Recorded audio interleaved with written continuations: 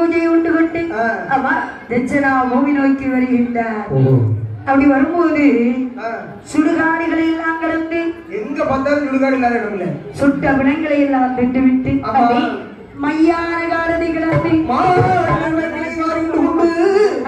வருகின்றார். அப்படி வரும்போது சரி கொட்டார கரையிலே வருகின்றார். கொட்டார கரை இருக்கு நிறைய ஊர்ல சுருக்கிட்டு